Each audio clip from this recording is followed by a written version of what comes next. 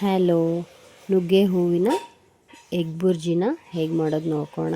First ಬಾಣಲಿನ ಕಾಯಕ್ಕೆ ಇಟ್ಕೊಂಡು 3 to 4 spoon ಎಣ್ಣೆ ಹಾಕ್ಕೊಂಡು ಅದಕ್ಕಾದ ನಂತರ ಒಂದು ಚಿಕ್ಕದಾಗಿ ಹೆಚ್ಚಿಟ್ಕೊಂಡಿರ್ತಕ್ಕಂಥ ಬೆಳ್ಳುಳ್ಳಿನ ಹಾಕ್ಕೊಂಡಿದ್ದೀನಿ.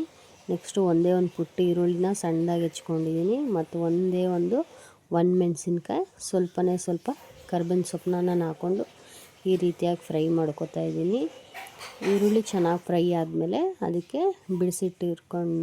ಬಿಡಿಸಿಟ್ಟಿರ್ತಕ್ಕಂಥ ನುಗ್ಗೆ ಹೂವು ನೀಟಾಗಿ ವಾಶ್ ಮಾಡಿ ಅದರಲ್ಲಿಲ್ಲ ಎಷ್ಟೋ ಹುಳಗಳೆಲ್ಲ ಇರುತ್ತೆ ಅದನ್ನು ಕ್ಲೀನಾಗಿ ವಾಶ್ ಮಾಡಿಟ್ಕೊಂಡು ಅದನ್ನು ಕೂಡ ಎಣ್ಣೆಯಲ್ಲಿ ಈರುಳ್ಳಿ ಜೊತೆನೇ ಫ್ರೈ ಮಾಡ್ಕೋಬೇಕು ಈ ಥರ. ನೆಕ್ಸ್ಟು ಸ್ವಲ್ಪ ಉಪ್ಪು ಅರಿಶಿನ ಹಾಕಿ ಅದನ್ನು ಕೂಡ ಫ್ರೈ ಮಾಡ್ಕೋಬೇಕು. ಆಮೇಲೆ ಅದು ಫ್ರೈ ಆದಮೇಲೆ ಸ್ವಲ್ಪ ಸಾಂಬಾರು ಪೌಡರ್ನ ನಾನಿಲ್ಲಿ ಹಾಕ್ಕೊಂಡಿದ್ದೀನಿ. ಇದ್ರ ಜೊತೆ ನಿಮ್ಮ ಖಾರ ಬೇಕಂದರೂ ಸ್ವಲ್ಪ ಖಾರದ ಪುಡಿನೂ ಹಾಕ್ಕೋಬೋದು. ನಾನು ಖಾರದ ಪುಡಿ ಏನು ಹಾಕ್ಕೊಂಡಿಲ್ಲ, ಸ್ವಲ್ಪ ಸಾಂಬಾರು ಪುಡಿ ಹಾಕ್ಕೊಂಡಿದ್ದೀನಿ. ಈಗ ನೋಡಿ ಇದಿಷ್ಟು ಫ್ರೈ ಆದಮೇಲೆ ಲಾಸ್ಟಲ್ಲಿ ಫೈನಲ್ ಎಗ್ ಹಾಕ್ಕೋತಾ ಇದ್ದೀನಿ. ಅದೆಲ್ಲ ಸಪ್ರೇಟಾಗಿ ಸೈಡ್ ಮಾಡಿಬಿಟ್ಟು ಮಧ್ಯ ಒಂದು ಎಗ್ ಹಾಕ್ಕೊಂಡಿದ್ದೀನಿ. ಸ್ವಲ್ಪನೇ ಫ್ಲವರ್ ಇದ್ದಿದ್ದು ನನ್ನ ಹತ್ರ. ಸೊ ಎಷ್ಟು ಕ್ವಾಂಟಿಟಿ ಇರುತ್ತೋ ನಿಮ್ಗೆ ಜಾಸ್ತಿ ಎಗ್ ಇಷ್ಟ ಆಗೋದಾದರೆ 3 to 4 ಎಗ್ಸ್ ಹಾಕ್ಕೋಬೋದು, ಚೆನ್ನಾಗಾಗುತ್ತೆ.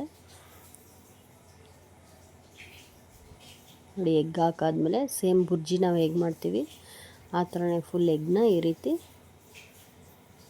ರೋಸ್ಟ್ ಮಾಡ್ಕೋಬೇಕು.